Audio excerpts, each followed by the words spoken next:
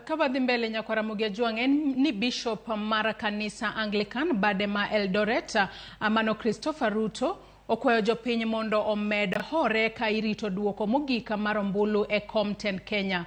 Bishop Ruto wacho ni kik ng'ata roch kwe mosebetie e kinde campaign nyaka yiero mar neno ni piny Kenya odhi mbele kata tok duoko mar ombulu go.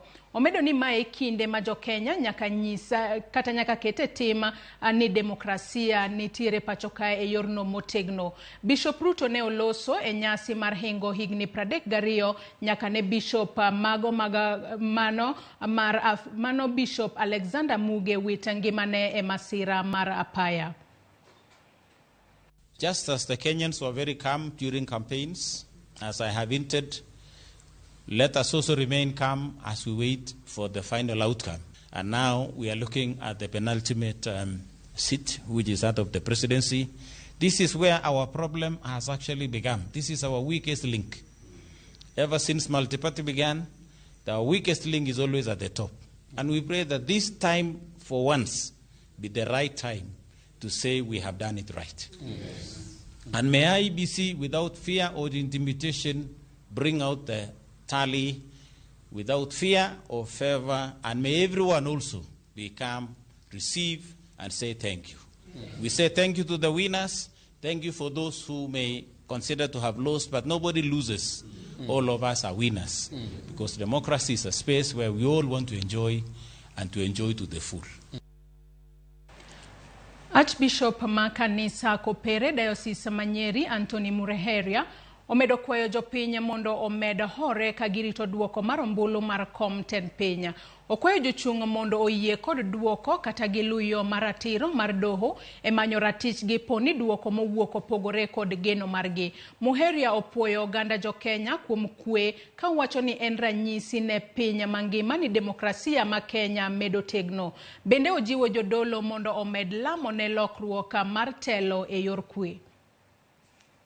All of us are going through, due to the tiredness, the long waits, the unwelcome remarks at times that we have experienced. However, this Sunday morning, we are calling for patience and civility. At this critical time, we must guard against falling victim of all manner of fake news, especially on social media. There are people bent to cause unnecessary panic and confusion. We ask you to treat any suspicious or alarming text, image or video you receive on your social media with great caution, especially those claiming to have results. Cross-check messages you doubt with mainstream media and await the IEBC results, verified results. Let us join hands in preventing any form of incitement, even through social media. 2, IEBC pays up the tallying. The palpable anxiety building due to the long time it has taken to complete the presidential vote tallying could generate unnecessary tensions, rumors, and hard feelings amongst Kenyans. We understand and appreciate the need for IEBC to be thorough in ensuring the process is credible. While we commend the effort, we also encourage IEBC to do what it takes to conclude the tallying process. We appreciate how well and with what strength, with what dedication they have continued to carry out their work. This election process must end up with only one winner in the voting. We understand the disappointment that may arise if your candidate does not win. We have learned a good lesson from many candidates to accept such outcomes with dignity. We also understand the excitement that may arise if your candidate wins. However, we urge the candidates and their supporters to accept victory with respect and humility. We must hold hands to continue building our country. It does not matter which candidate you supported or whatever, or whether you came out victorious or not, we must all hold our hands together to build our country, Kenya. All of us, we must not be pushed to act in a way that is unbecoming of a nation or persons who not only love God, but love this nation.